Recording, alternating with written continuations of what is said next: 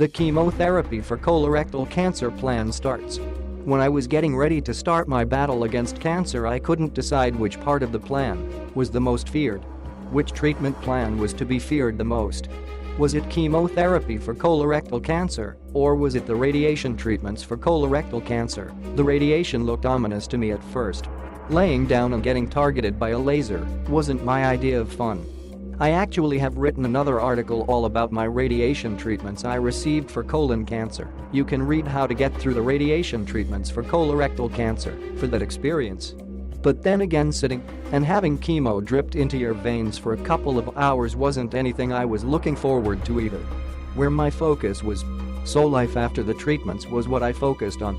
Hour after hour and day after day. Stay in the moment. Keep pushing forward. It was all going to be fine. God is with me, etc., as my mind wandered.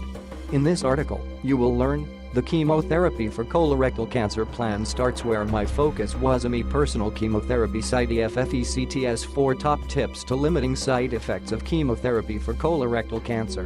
My personal chemotherapy experiences summarized. So it came down to the fact that the radiation was one thing with its own characteristics, and taking chemotherapy either through pills or through the IV in my port was another thing. They really were different, and I didn't prefer one as being easier than the other. Neither was fun, and chemo had its famous side effects. These are specifically different for each person, but then generally the same as well. My personal chemotherapy side effects.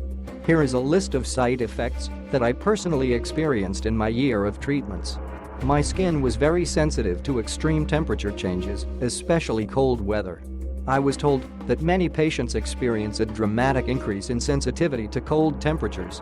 If it's 25 degrees, it will now feel to me like it was well below zero. BRRRR. A raised sense of smell. Most foods didn't smell very good. In fact, some would make you almost feel like vomiting. I had to stay away from the kitchen when the family was preparing dinner. But I did have nausea pills to take if I thought it was bad enough to prevent vomiting. This affected me then. It still does 4 years later. My hands are now much colder than they used to be. I just struggle to get them any warmer sometimes. You generally feel lethargic. While the chemo is being put into your body, you will be, for the lack of any better term, lethargic. Your energy level has dropped and all but disappeared some days. It actually would go down and then return a few days later. But that increased energy would only last for a few days. Then once your next chemo IV was done, it would go down again. My treatment plan was for 10 chemo hookups every 2 weeks. I was halfway through and the one type of chemo dosage was cut in half because I was experiencing peeling on my feet pads, and my fingers were peeling some as well.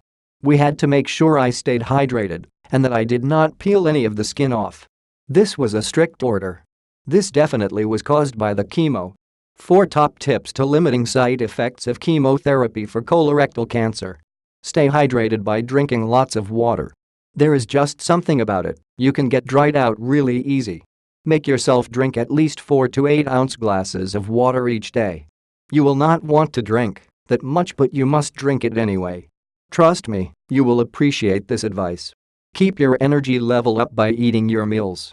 On this one, you will probably not care about it enough. I found it's very hard to eat a full regular meal. Food just didn't taste that good over 90% of the time. You will need to make yourself do this one. It will take effort to do. Get good rest. Keep yourself busy. Don't try to get overly emotional anyway going. Don't get too excited or too depressed.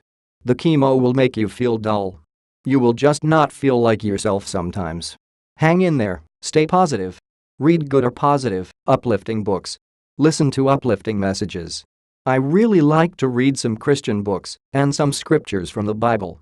I just believed that my prayers for limiting the effects of chemo were working, and that I trusted that I was going to be steady and take what came at me, but that what came at me, my body was going to minimize its badness on me. It worked. The oncologist told me at the checkpoints before each session that I was in the 95 to 97 percentile for how well I was handling the treatments. My personal chemotherapy experiences summarized. During my colorectal cancer treatment plan, I had a regimen of 2 ways that I had the chemo administered to me.